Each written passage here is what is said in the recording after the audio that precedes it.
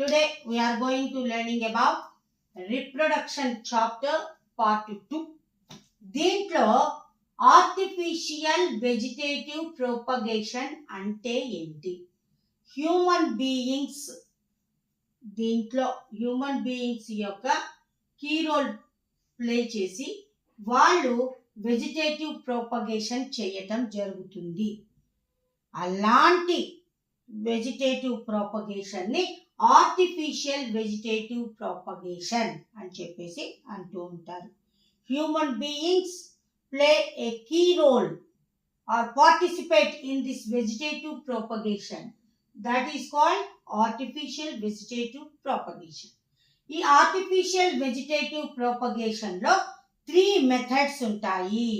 1 cutting, 2 layering, 3 grafting అని మనం చెప్పచ్చు. ఈ మూడింటిని ఏమంటారు అంటే ట్రెడిషనల్ మెథడ్స్ అని చెప్పేసి అంటూ ఉంటారు. అంటే పురాతన పద్ధతులు, ఎప్పటి నుంచో ఈ పద్ధతి ద్వారా ఈ మొక్కల్ని ప్రొడ్యూస్ చేయటం జరుగుతూ ఉంటుంది. So these 3 are traditional methods. Okay, now we are going to learning about first vegetative propagation method, cutting. Cutting అంటే ఏంటి? కట్ చేయటం. అంటే ఏంటి? ఏదైనా ఒక మొక్క నుండి బడ్ అంటే మొగ్గ ఉన్న భాగాన్ని, మొగ్గ ఉన్న కొమ్మని ఆ ప్లాంట్ నుండి సెపరేట్ చేసి దాన్ని నేలలో పాతి పెట్టాలి. పాతి పెట్టి దానికి రోజు నీళ్లు పోస్తూ ఉండాలి.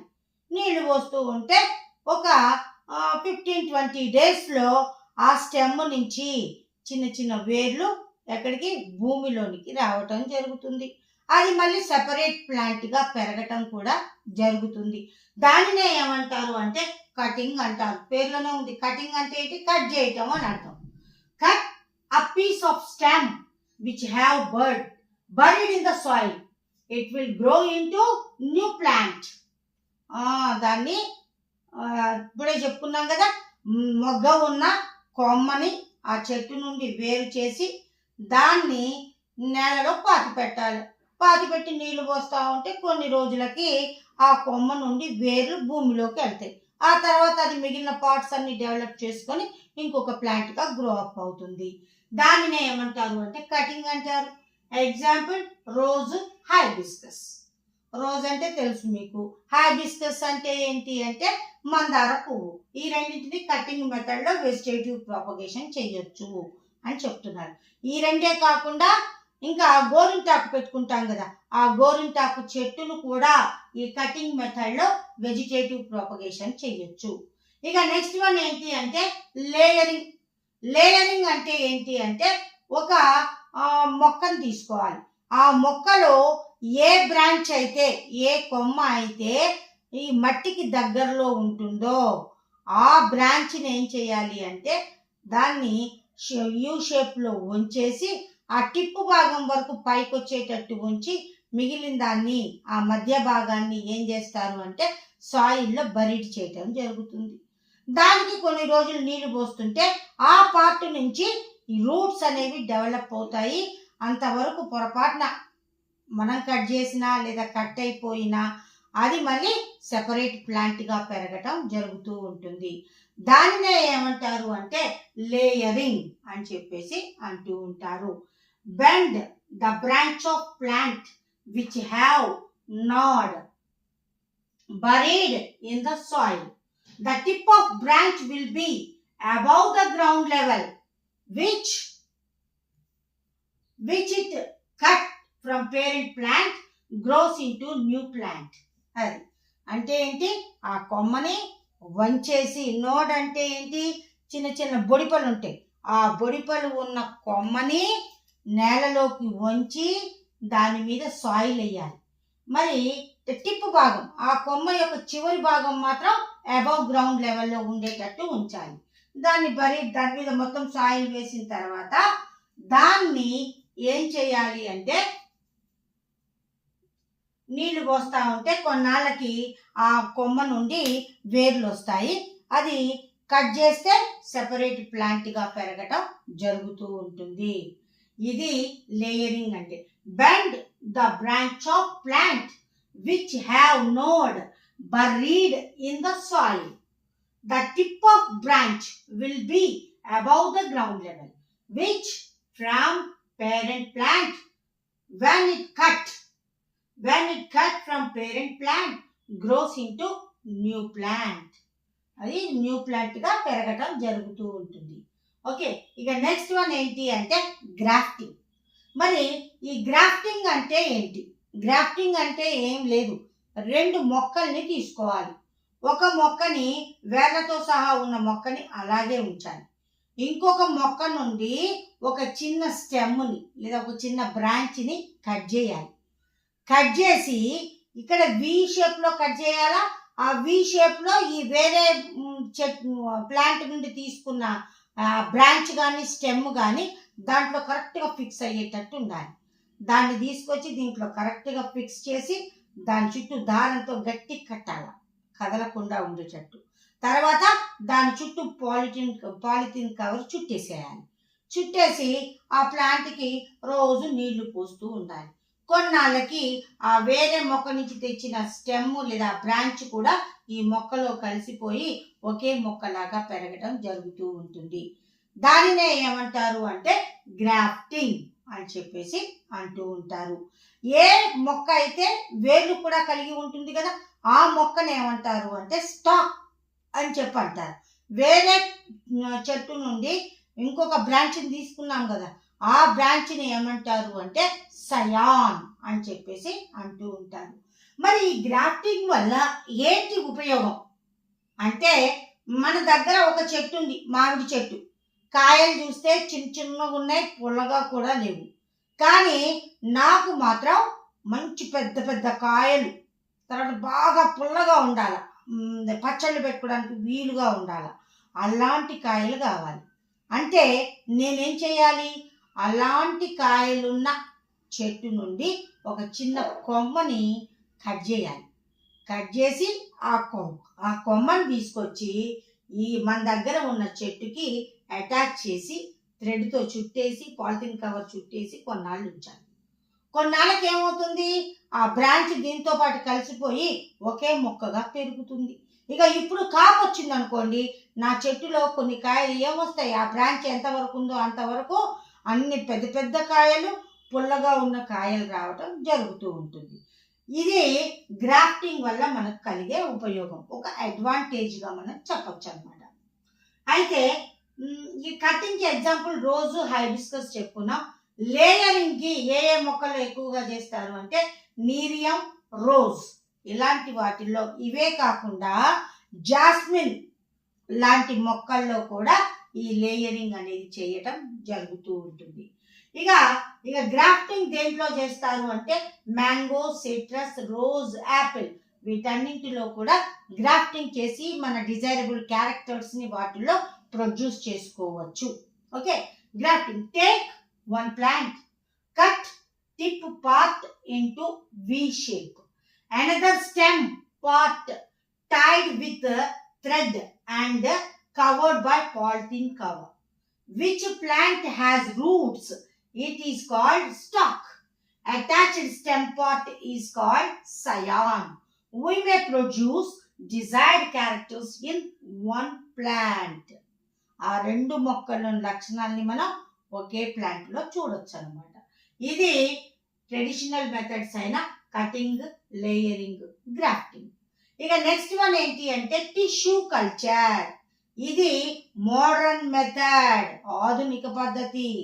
మరి ఇక్కడ ఏం చేస్తారు అంటే ప్లాంట్స్ నుంచి టిష్యూని తీసుకుంటారు.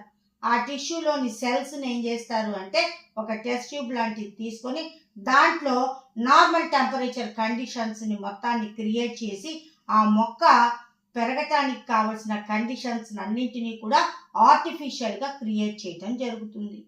అలా క్రియేట్ చేసినప్పుడు ఆ సెల్స్ నుంచి మళ్ళీ కొత్త సెల్స్ ఫామ్ అవ్వటం, కొత్త ప్లాంట్స్ అనేది ఫామ్ అవ్వటం జరుగుతూ ఉంటుంది. దీనినే ఏమంటారు అంటే టిష్యూ కల్చర్ అని చెప్పేసి అంటూ ఉంటారు.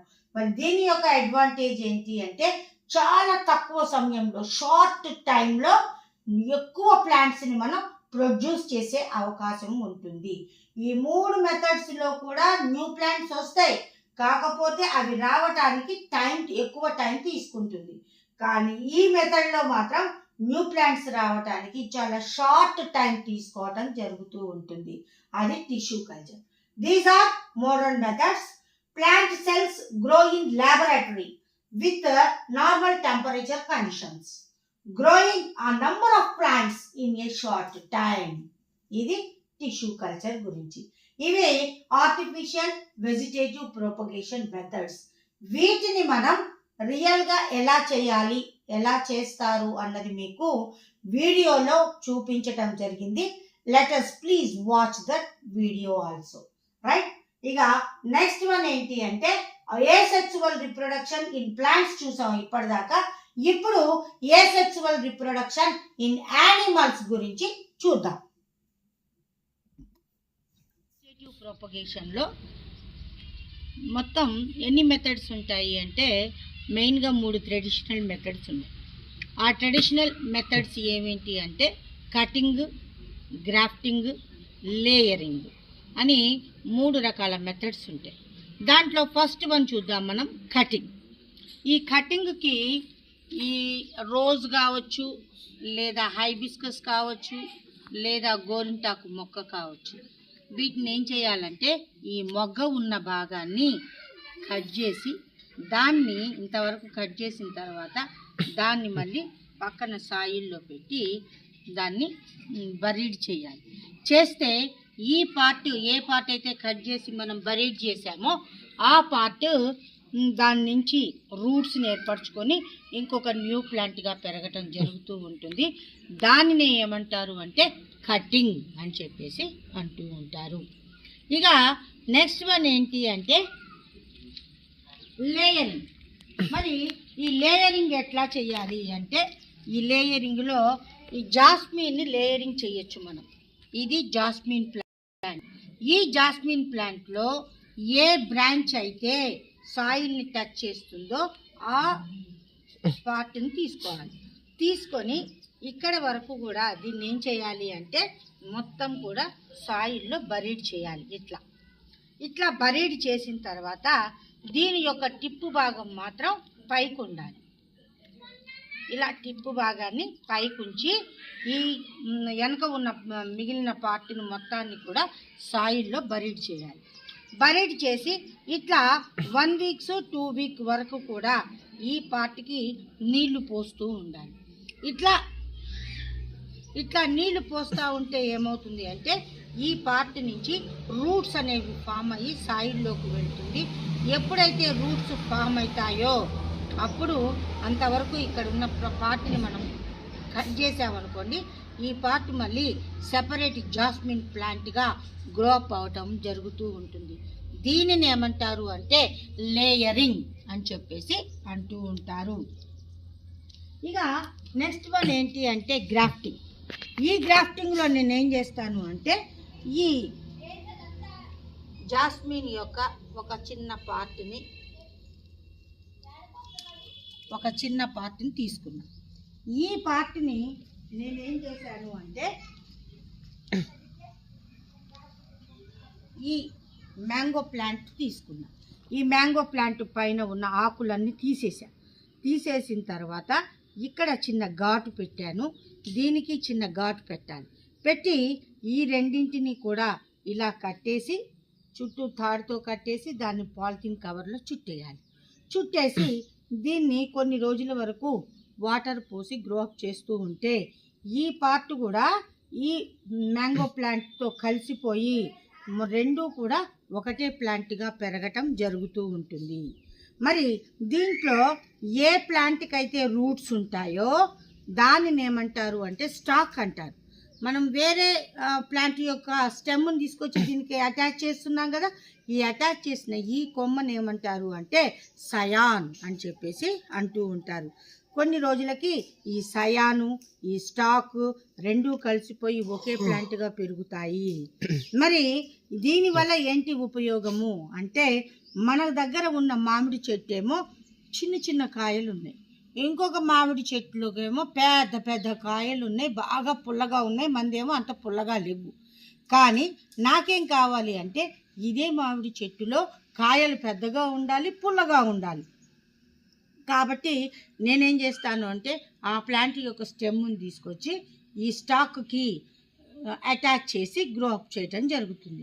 అప్పుడు ఏమవుతుంది అంటే నా చెట్టులో కొంత అది కూడా ఇందులో కలిసిపోయింది కాబట్టి ఇప్పుడు నాకు వచ్చే కాయలన్నీ కూడా పెద్ద కాయలు, పుల్లగా ఉన్న కాయలు రావటం జరుగుతూ ఉంటుంది. సో గ్రాఫ్టింగ్లో మనకు డిజైర్డ్ క్యారెక్టర్స్ అన్నీ కూడా ఏ లక్షణాలు అయితే మనకి మొక్కలో కావాలో ఆ మొక్కలో ఈ గ్రాఫ్టింగ్ పద్ధతి ద్వారా మనం ఏర్పరిచి వాటిని పెంచుకోవటం జరుగుతూ ఉంటుంది. ఇవన్నీ కూడా ట్రెడిషనల్ మెథడ్స్ అని మనం చెప్పటం జరుగుతూ ఉంటుంది. Okay, thank you. Asexual reproduction in animals చూద్దాం. మరి ఏ యానిమల్స్లో ఏ సెక్సువల్ రిప్రొడక్షన్ కనబడుతుంది అంటే లోవర్ లెవెల్ యానిమల్స్లో ఏ సెక్సువల్ రిప్రొడక్షన్ అనేది మనకి ఎక్కువగా కనిపిస్తూ ఉంటుంది. మరి ఏ సెక్సువల్ రిప్రొడక్షన్ అనేది ఎన్ని టైప్స్గా జరుగుతోంది యానిమల్స్లో అంటే టోటల్గా 5 types of A sexual reproduction అనేది మనకి ఈ యానిమల్స్లో కనబడుతూ ఉంటుంది. ఫస్ట్ వన్ ఏంటి అంటే fission, second one budding, third one fragmentation, fourth one parthenogenesis, fifth one parthenocarpy, sixth one regeneration అనే main types of asexual reproduction are present in lower level animals, right? First one చూద్దాం మనం fission. ఈ fission అనేది ఎన్ని types గా ఉంటుంది అంటే 2 types గా ఉంటుంది. ఒకటి బైనరీ ఫిషన్, ఇంకొకటి మల్టిపుల్ ఫిషన్. బైనరీ అంటేనే పేరులోనే ఉంది, బై అంటే రెండు అని అర్థం, మల్టిపుల్ అంటే ఏంటి చాలా అని అర్థం అన్నమాట. మరి బైనరీ ఫిషన్ అంటే ఏంటి అంటే one parent split into 2 animals. ఒక తల్లి జీవి 2 పిల్ల జీవులుగా విడిపోతుంది. దానినే ఏమంటారు అంటే బైనరీ ఫిషన్ అని చెప్పేసి అంటూ ఉంటారు. Multiple fission, one parent split into more than 2 animals. ఒక తల్లి జీవి అనేక భాగాలుగా విడిపోయి అనేక పిల్ల జీవులుగా ఏర్పడటం జరుగుతుంది. దానినే ఏమంటారు అంటే మల్టిపుల్ ఫిషన్ అని చెప్పేసి అంటూ ఉంటారు. మరి ఈ బైనరీ ఫిషన్ కి మల్టిపుల్ ఫిషన్ కి ఎగ్జాంపుల్స్ ఇక్కడ మనం చూద్దాం. ఈ బైనరీ ఫిషన్ కి మెయిన్ ఎగ్జాంపుల్ ఏంటి అంటే పారామీషియం. ఈ పారామీషియం అనేది బైనరీ ఫిషన్ కి ఎగ్జాంపుల్ గా మనం చెప్పవచ్చు. మరి ఈ బైనరీ ఫిషన్ లో ఈ పారామీషియం చూడటానికి ఎలా ఉంటుంది అంటే స్లిప్పర్, కాలి చెప్పు ఆకారంలో ఉంటుంది. అందువల్ల పారామీషియం ని ఏమంటారు అంటే స్లిప్పర్ యానిమల్ క్యూల్ అని చెప్పేసి కూడా అంటూ ఉంటారు. ఈ పారామీషియంలో 2 న్యూక్లియస్లు ఉంటాయి. ఒకటి మ్యాక్రో న్యూక్లియస్, ఇంకోటి మైక్రో న్యూక్లియస్ అని మనం చెప్పొచ్చు. దీంట్లో లోపల మొత్తం కూడా సైటోప్లాజం ఉంటుంది. ఇక దీని చుట్టూ కూడా చిన్న చిన్న చిన్న హెయిర్స్ లాంటి స్ట్రక్చర్స్ ఉంటాయి. వీటిని ఏమంటారు అంటే సిలియా అని చెప్పేసి అంటూ ఉంటారు. ఇది పారామీషియం యొక్క స్ట్రక్చర్ అన్నమాట. ఈ పారామీషియం ఏమవుతుంది అంటే ఒక పారామీషియం దానికి ఫేవరబుల్ కండిషన్స్ ఉంటాయి. దానికి మంచిగా ఫుడ్, మంచిగా వాటరు, మంచి టెంపరేచరు అన్నీ ఉంటాయి, ఫేవరబుల్ కండిషన్స్ ఉంటాయి. అలాంటి మూమెంట్లో ఈ paramecium split into 2 animals, 2 paramecium. This type of fission is called binary fission. ఒక పారామీషియము 2 పిల్ల జీవులుగా ఏర్పడుతుంది. దీనినే ఏమంటారు అంటే బైనరీ ఫిషన్ అని చెప్పేసి అంటూ ఉంటారు. ఇక అమీబా దగ్గరకు వద్దాం. ఈ అమీబా యొక్క స్ట్రక్చర్ మనకు తెలుసు. ఈ అమీబాలో దీనికి పర్టికులర్ షేప్ అంటూ ఉండదు, ఆ విషయం కూడా మనకు తెలుసు. ఈ అమీబాని ఏమంటారు అంటే ప్రోటియస్ యానిమల్ క్యూల్ అని చెప్పేసి అంటూ ఉంటారు. ఈ ఒక్క అమీబా 4 అమీబాలుగా డివైడ్ అయిపోయి అవ్వటం అనేది జరుగుతుంది. ఒక్క అమీబా విడిపోయి 4 అమీబాలుగా ఏర్పడటం జరుగుతుంది. దీనిని ఏమంటారు అంటే మల్టిపుల్ ఫిషన్ అని చెప్పేసి అంటూ ఉంటారు. ఇక నెక్స్ట్ వన్ ఏంటి అంటే బడ్డింగ్. బడ్డింగ్కి ఎగ్జాంపుల్స్ ఏంటి అంటే హైడ్రా, ఈస్ట్. ఈ రెండిట్లో మెయిన్గా బడ్డింగ్ అనేది మనకు కనబడుతుంది. బడ్డింగ్ అంటే మొగ్గ తొడగటం అని అంటాం. మొగ్గలు ఎక్కువగా ఎక్కడ కనబడతాయి మనకి? ప్లాంట్స్లో కనబడతాయి. కానీ యానిమల్స్లో కూడా బడ్డింగ్ అనేది జరుగుతుంది అని చెప్పడం జరుగుతూ ఉంది. దీనికి హైడ్రా, ఈస్ట్ ఎగ్జాంపుల్స్ అని మనం చెప్పుకున్నాం. మరి హైడ్రాలో బడ్డింగ్ ఎట్లా జరుగుతుంది అన్నది చూద్దాం. ఇది హైడ్రా. ఈ హైడ్రాకి ఫస్ట్ చిన్న ఫిషర్ అనేది రావటం జరుగుతుంది. ఈ ఫిషర్ కాస్త ఏమవుతుందంటే కొంచెం పెద్దగా పెరిగి దీని లాంటి పార్ట్స్ కొన్ని డెవలప్ చేసుకుంటుంది. ఆ తర్వాత ఇది అన్ని పార్ట్స్ డెవలప్ చేసుకుంటుంది, లుక్ లైక్ పేరెంట్ హైడ్రా లాగా. ఎప్పుడైతే అన్ని పార్ట్స్ దీంట్లో డెవలప్ అవుతాయో ఈ బడ్లో, అదేం చేస్తుంది అంటే పేరెంట్ నుంచి సెపరేట్ అయిపోయి కింద పడిపోయి ఇదొక మళ్ళీ సెపరేట్ హైడ్రాగా పెరగటం జరుగుతూ ఉంటుంది. దీనినే ఏమంటారు అంటే బడ్డింగ్ అని చెప్పేసి అంటూ ఉంటారు. ఈ 2 హైడ్రాలు కూడా బడ్డింగ్ ద్వారా ఏర్పడిన ఆ 2 హైడ్రాలు కూడా ఎలా ఉంటాయి అంటే ఐడెంటికల్ లేదా జిరాక్స్ ప్రింట్ లాగా 2 ఒకేలాగా ఉండటం అనేది జరుగుతూ ఉంటుంది. ఐడెంటికల్ యానిమల్స్గా ఏర్పడటం జరుగుతూ ఉంటుంది. ఇక నెక్స్ట్ వన్ ఏంటి అంటే ఫ్రాగ్మెంటేషన్ అంటే ఏంటి అంటే ఇక్కడ దీనికి ఫస్ట్ ఎగ్జాంపుల్స్ చూద్దాం మనం. Platforms, moulds, lichens, algae, fungi, ఇవన్నీ కూడా ఫ్రాగ్మెంటేషన్కి ఎగ్జాంపుల్గా చెప్పచ్చు. మరి ఇక్కడ ఏమవుతుంది అంటే ఎప్పుడైతే ఈ పేరెంట్ యానిమల్ యాక్సిడెంటల్గా అది కట్ అయిపోతుంది, మధ్యకి కట్ అయిపోయినప్పుడు ఏమవుతుంది అంటే ఏ పార్ట్ అయితే కట్ అయిపోతుందో స్మాల్ పీస్గా, ఆ పీస్ అగైన్ అన్ని పార్ట్స్ని ప్రొడ్యూస్ చేసుకొని అది అగైన్ ఇంకొక బేబీ యానిమల్గా ఏర్పడటం జరుగుతూ ఉంటుంది. ఇది ఎన్ని పీసులు అయితే యాక్సిడెంటల్గా 4-5 పీసులు అయింది అనుకోండి, ప్రతి పీసు ఒక సెపరేట్ యానిమల్గా ఏర్పడటం జరుగుతుంది. దీనినే ఏమంటారు అంటే ఫ్రాగ్మెంటేషన్ అంటారు. దీనికి ఎగ్జాంపుల్ స్పైరోగైరా. ఇక్కడ చూడండి, యాక్సిడెంటల్గా ఇక్కడ కట్ అయిపోయింది. ఈ కట్ అయిపోయిన పార్ట్ మళ్ళీ సెపరేట్ ఇంకొక యానిమల్గా ఫామ్ అవటం అనేది జరుగుతూ ఉంటుంది.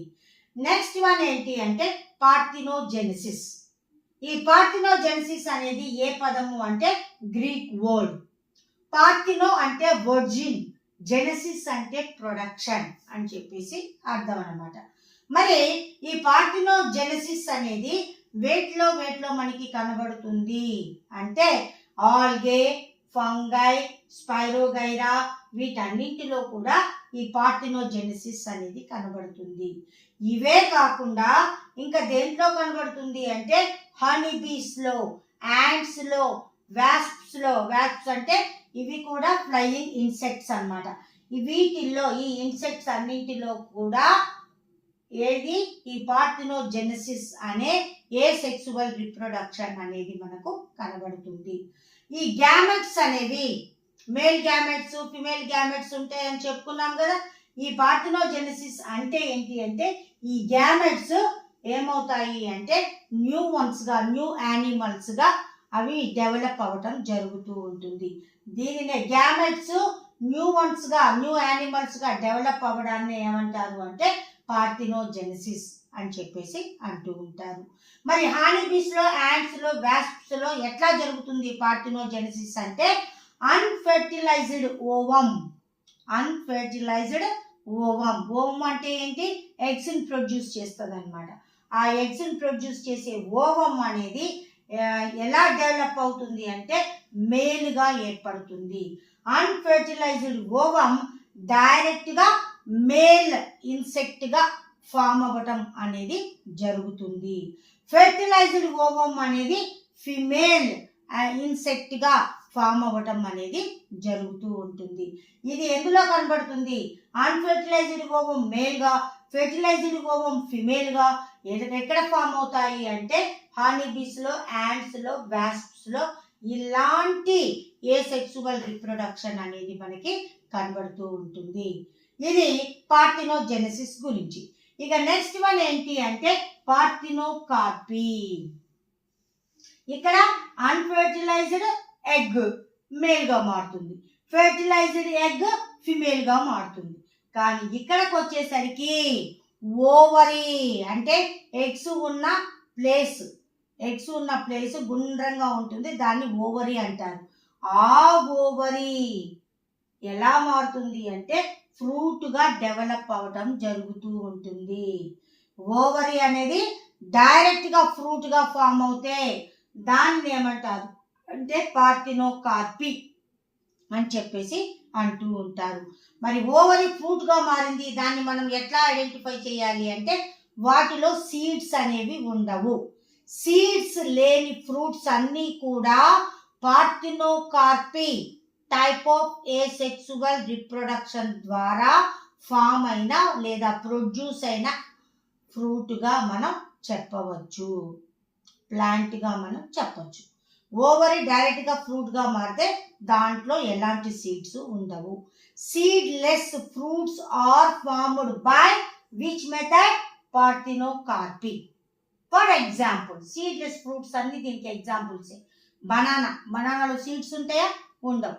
గ్రేప్స్, మనం కొత్తగా ఈ ఓవరీని ఫ్రూట్గా డెవలప్ చేసి seedless grapes, seedless watermelons, seedless pomegranate, seedless papaya ఇవన్నీ కూడా డెవలప్ చేయటం జరుగుతూ ఉంది. అది పార్థినోకార్పీ దగ్గర నుంచి. ఇక నెక్స్ట్ వన్ ఏంటి అంటే రీజనరేషన్. రీజనరేట్ అంటే మళ్ళీ జనరేట్ అవుతుంది, మళ్ళీ ఫామ్ అవుతుంది అని అర్థం అన్నమాట. ఏం ఫామ్ అవుతుంది, ఎట్లా ఫామ్ అవుతుంది అన్నది చూద్దాం. యాక్సిడెంటల్గా యానిమల్కి ఏదైనా ఒక పార్ట్ కట్ అయింది అనుకోండి, లేదా ఏదో ఒక పార్ట్ డ్యామేజ్ అయింది అనుకోండి, ఇమీడియట్గా ఏమవుతుంది, అది రెస్టోర్ అవుతుంది. అంటే దాన్ని ఇమీడియట్గా రిపేర్ చేసి ఆ పార్ట్ను మళ్ళీ ప్రొడ్యూస్ చేయడం జరుగుతూ ఉంటుంది. దీనినే ఏమంటారు అంటే రీజనరేషన్ అని చెప్పేసి అంటూ ఉంటారు. మరి ఫ్రాగ్మెంటేషన్కి రీజనరేషన్కి తేడా ఏంటి? ఇక్కడ యాక్సిడెంటల్గా కట్ అయితే కట్ అయిన పార్ట్ సెపరేట్ యానిమల్గా డెవలప్ అయిపోయింది. కానీ ఈ రీజనరేషన్లో మాత్రం ఏ పార్ట్ అయితే కట్ అవుతుందో ఆ పార్ట్ మాత్రమే తిరిగి ఏర్పడటం, తిరిగి ప్రొడ్యూస్ అవటం జరుగుతుంది. ఇక్కడ సెపరేట్ యానిమల్గా మాత్రం ఫామ్ అవ్వదు. అది ఫ్రాగ్మెంటేషన్కి రీజనరేషన్కి ఎగ్జాంపుల్స్గా మనం చెప్పవచ్చు. రీజనరేషన్కి ఎగ్జాంపుల్ ఏంటి అంటే ప్లనేరియా. ఈ ప్లనేరియాని రీజనరేషన్కి ఎగ్జాంపుల్గా మనం చెప్పవచ్చు. ఇవన్నీ కూడా ఏసెక్సువల్ రిప్రొడక్షన్లో ఉండే మెథడ్స్.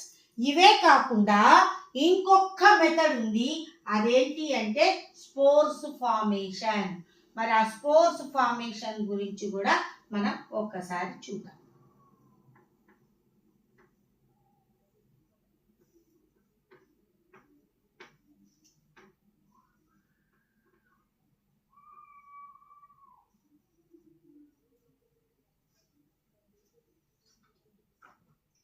స్పోర్స్ ఫార్మేషన్ ఇది కూడా one type of asexual reproduction గా మనం చెప్పవచ్చు.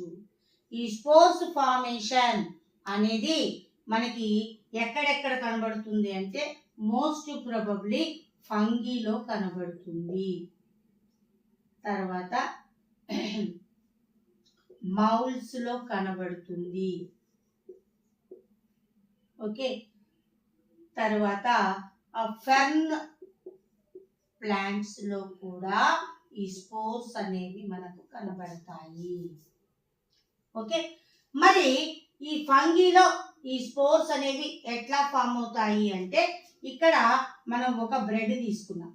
ఈ బ్రెడ్ మీద మొత్తం కూడా మనం ఏం చేసాము, వాటర్ జల్లేసి దాన్ని 1 or 2 days అట్లా ఉంచాం. ఉంచితే ఏమవుతుంది, ఈ బ్రెడ్ మొత్తం కూడా ఎలా బ్లాక్గా చిన్న చిన్న పొళ్ళు, బ్లాక్ కలర్ పౌడర్ అనేది దీని మీద కనబడుతుంది. మరి ఆ బ్లాక్ కలర్ పౌడర్ ఏంటి అంటే అవే స్పోర్స్ అన్నమాట. ఇప్పుడు ఈ బ్రెడ్ పీస్ని తీసుకెళ్ళి మనం మైక్రోస్కోప్ కింద పెట్టి చూస్తే మనకి ఇగో ఇలాంటి స్ట్రక్చర్స్ మనకి కనబడతాయి.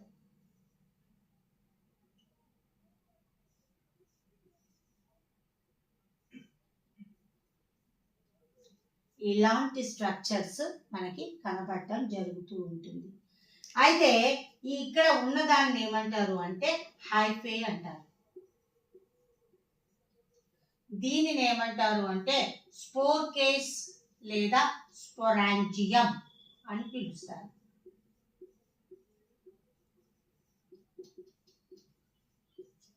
ఓకే, దీని లోపల మొత్తం కూడా స్మాల్ పౌడర్ లైక్ గ్రాన్యూల్స్ కనబడతాయి. వీటిని ఏమంటారు అంటే స్పోర్స్ అని చెప్పేసి అంటూ ఉంటారు. అయితే మీరు చూడండి, బ్రెడ్ మీద మాత్రమే ఉండదు, ఇంకో రోజు ఆగితే దాని పక్కన ఉన్న వాటికి కూడా ఈ బ్లాక్ కలర్ పౌడర్ కానీ, వైట్ కలర్ పౌడర్ కానీ, గ్రీన్ కలర్లో బూజు పట్టడం అనేది జరుగుతుంది. మరి అది ఎట్లా జరుగుతోంది అంటే ఇక్కడ స్మాల్ థ్రెడ్స్ లైక్ స్ట్రక్చర్స్ ఉంటాయి. ఈ స్మాల్ థ్రెడ్ లైక్ స్ట్రక్చర్స్ అన్నీ కూడా పొడవుగా ఉన్న ఇంకొక స్మాల్ ట్యూబ్ లాంటి దానికి అతుక్కొని ఉంటాయి. ఈ ట్యూబ్ లాంటి స్ట్రక్చర్ని ఏమంటారు అంటే హైఫే అంటారు. దీని నుంచి స్మాల్ థ్రెడ్స్ లాంటి స్ట్రక్చర్స్ అరైజ్ అవడం జరుగుతుంది. ఈ థ్రెడ్ లాంటి స్ట్రక్చర్స్ పైన రౌండ్ షేప్లో, సర్కిల్ షేప్లో ఉన్న స్ట్రక్చర్స్ ఉంటాయి. దానిని ఏమంటారు అంటే స్పోర్ కేస్ లేదా స్పోరాంజియం అంటారు. దీని లోపల ఈ గ్రాన్యూల్స్ లాంటి స్ట్రక్చర్స్ ఉంటాయి, వాటిని స్పోర్స్ అని చెప్పేసి అంటూ ఉంటారు. ఈ స్పోర్స్ ఏమవుతాయి అంటే గాలికి ఇది పగిలిపోయి స్పోరాంజియం, దీని నుంచి స్పోర్స్ బయటకు వచ్చి అవి పక్కన వాటి మీద కూడా పడి అక్కడ కూడా ఈ ఫంగీ డెవలప్ అవటం అనేది జరుగుతూ ఉంటుంది. ఇట్లా స్పోర్స్ ఫార్మేషన్ అనేది ఫంగీలో జరుగుతుంది. మరి ఫెర్న్ ప్లాంట్స్లో ఎట్లా జరుగుతుంది? ఇది ఒక ఫెర్న్ ప్లాంట్ యొక్క లీఫ్ చూద్దాం. ఇది ఫెర్న్ ప్లాంట్ యొక్క లీఫ్ అన్నమాట. దీని మీద మొత్తం కూడా ఇలా మొత్తం కూడా స్పోరాంజియం లేదా స్పోర్ కేస్ అనేది మనకి కనబడుతూ ఉంటుంది. మరి ఎక్కడ కనబడుతుందంటే ఆకు పై భాగాన ఉండదు, ఆకుకి వెనక భాగాన క్రింది వైపున lower part of the leaf టోటల్గా బ్లాక్ కలర్ స్పాట్స్ అనేవి మనకు కనబడతాయి. ఈ బ్లాక్ కలర్ స్పాట్స్ని ఏమంటారు అంటే స్పోర్ కేస్ లేదా స్పోరాంజియం అంటారు. ఇవి ఎప్పుడైతే గాలి వస్తుందో వాటికి ఇమీడియట్గా ఈ స్పోరాంజియం పగిలిపోయి వీటి నుంచి స్పోర్స్ కింద పడిపోయి అక్కడ మళ్ళీ సెపరేట్ ప్లాంట్స్ని ప్రొడ్యూస్ చేయటం అనేది జరుగుతూ ఉంటుంది. ఇది ఫెర్న్ ప్లాంట్లో స్పోర్స్ ఫార్మేషన్ ద్వారా ఏసెక్సువల్ రిప్రొడక్షన్ అనేది జరగటం జరుగుతూ ఉంటుంది. ఈ ప్లాంట్ యొక్క లీఫ్ మొత్తం కూడా స్పోర్స్ ఉంటాయి కాబట్టి దీనిని ఏమంటారు అంటే స్పోరోఫిల్ అని కూడా అనటం జరుగుతూ ఉంటుంది. ఇట్లా ఏసెక్సువల్ రిప్రొడక్షన్ అనేది అటు ప్లాంట్స్లోను ఇటు యానిమల్స్లోను డిఫరెంట్ టైప్ ఆఫ్ మెథడ్స్లో జరగటం అనేది జరుగుతూ ఉంటుంది.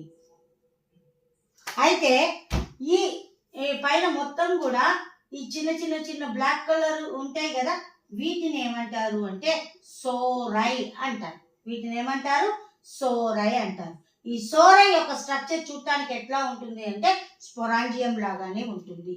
ఈ సోరై అన్ని కలిపితే చాలా ఉంటే దాన్ని ప్లూరల్ ఫామ్ లో సోరై అంటాం, ఒకటే ఉంటే సోరస్ అంటాం. ఈ సోరస్ లో మొత్తం కూడా స్పోర్స్ ఉంటాయి. ఇవి గాలికి ఈ సోరై లోపల ఉన్న స్పోర్స్ అన్ని కూడా బయటకి స్ప్రెడ్ అయిపోయి న్యూ ప్లాంట్స్ ని అరేంజ్ చేయటం అనేది జరుగుతూ ఉంటుంది. ఇట్లా ప్లాంట్స్ లోను యానిమల్స్ లోను ఏసెక్సువల్ రిప్రొడక్షన్ అనేది జరుగుతుంది. నెక్స్ట్ క్లాస్ లో మనం sexual reproduction in plants, sexual reproduction in animals గురించి మనం చూద్దాం. Thank you.